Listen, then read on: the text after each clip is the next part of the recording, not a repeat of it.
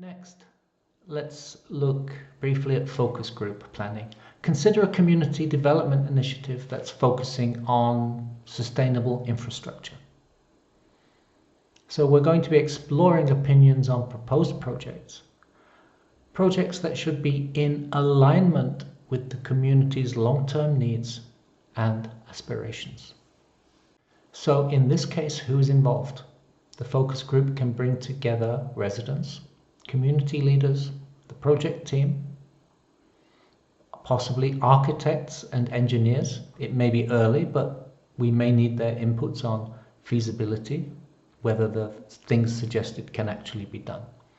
So here the purpose or the focus of the group is to have a discourse exploring opinions on proposed projects, on their usefulness, their feasibility, their desirability, their positive impact, sustainability, affordability, and so on.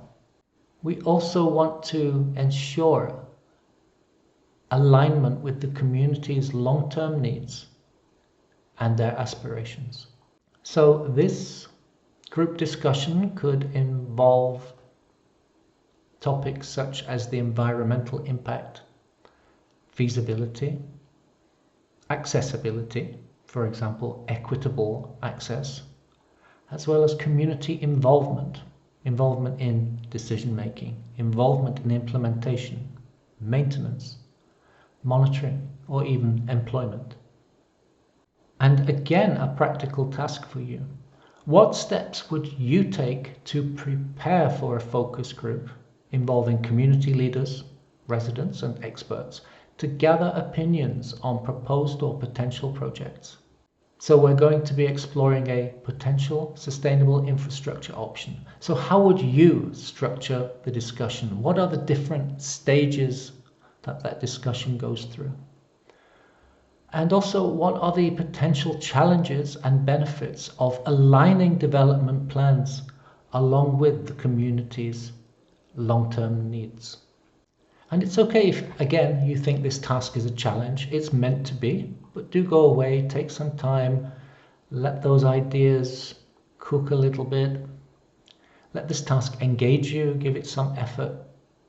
And again, there's no right or wrong answer here.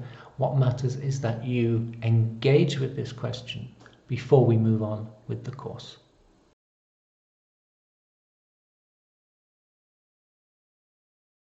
So, structuring a focus group for a community development initiative focusing on sustainable infrastructure needs careful planning. It needs to be planned carefully to ensure meaningful participation and valuable insights from the community leaders and residents. So let's look at the planning first. So the first step of preparing for the focus group is to define objectives. So clearly outline the objectives of the focus group.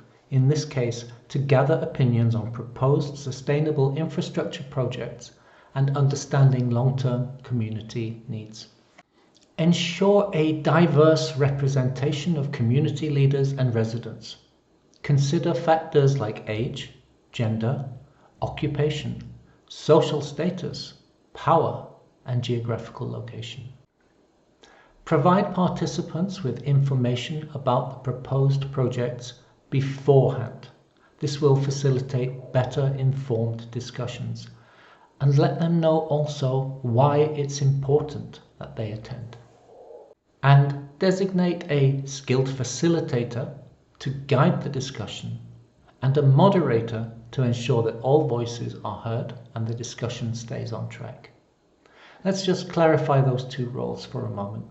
A facilitator is generally focused on guiding the group process and interaction, creating collaboration and decision making.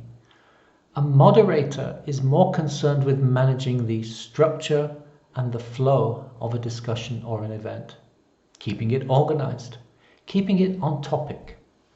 Now, in some cases, one person may take on both roles, especially with smaller groups or smaller organizations or less formal discussions.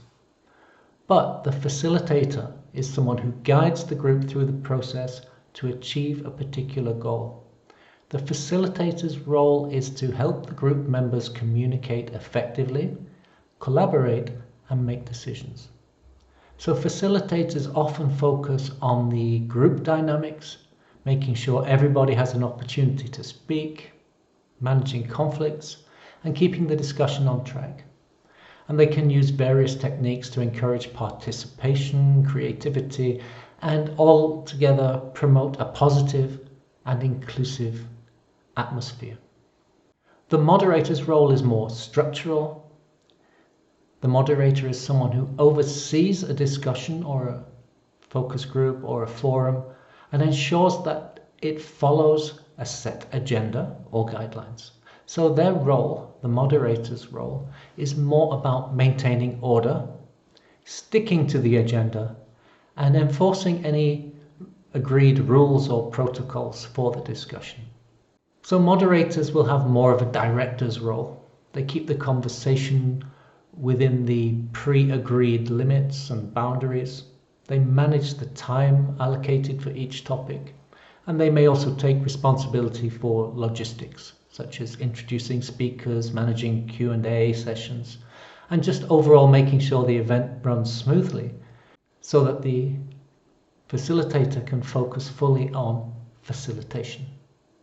However, sometimes the same person may take on both roles, or the roles may be shared equally among team members. So a successful focus group discussion needs structure. It needs a pathway. It needs a flow, different stages from opening the meeting to closing and agreed follow-up. So we begin, of course, with introductions and an overview of the purpose of the focus group, and perhaps introductions to the facilitator, the moderator, and any other key people in the room.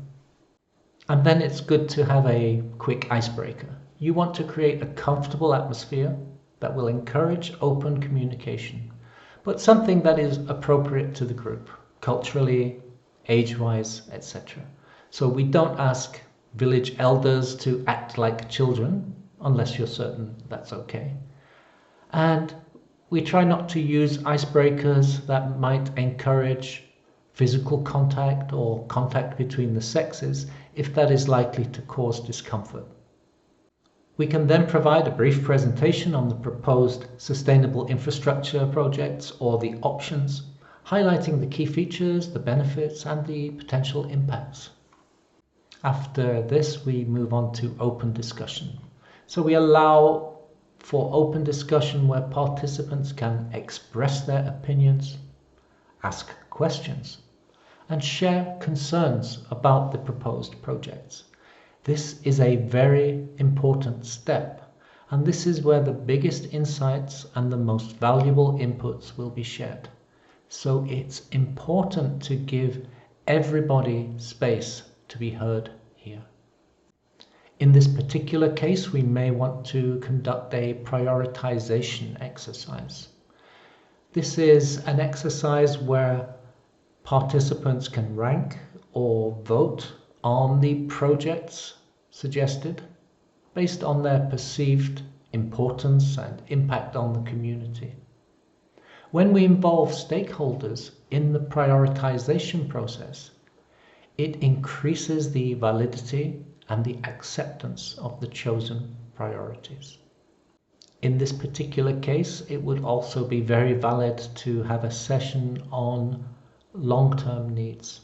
So facilitate a discussion on the community's long-term needs and aspirations, especially looking at how the proposed projects are in alignment or not in alignment with those needs.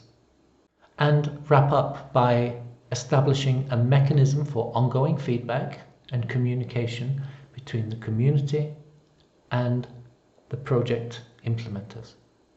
No one said that managing a focus group and managing different opinions and different points of view was going to be easy, and there will be potential challenges of differing priorities, power dynamics, and resistance to change. Community members may have different priorities and perspectives. This could lead to conflicting opinions on the different project preferences. Power dynamics within the community could influence the level of participation, with certain voices dominating the discussion. And some community members may resist any new development initiatives, perceiving them as disruptive or imposing. However, there are also several key benefits. Firstly, there's community engagement. When we involve community leaders and residents in the decision-making process, this fosters a sense of ownership and community pride. Gathering diverse opinions helps us to make more, better informed decisions. This ensures that projects align better with the actual needs and preferences of the community. And when we address concerns and incorporate the feedback from focus groups, there is a much higher likelihood that the project will be accepted by the community and successful. And in terms of long-term sustainability, when we align development plans with the community's long-term needs, this promotes sustainability and resilience and fosters positive outcomes over time. So when the focus group discussion is well planned and has a structure and is well facilitated, and when it addresses those potential challenges and maximizes the benefits of community engagement, this focus group can play a crucial role in shaping projects that genuinely meet the needs of the community.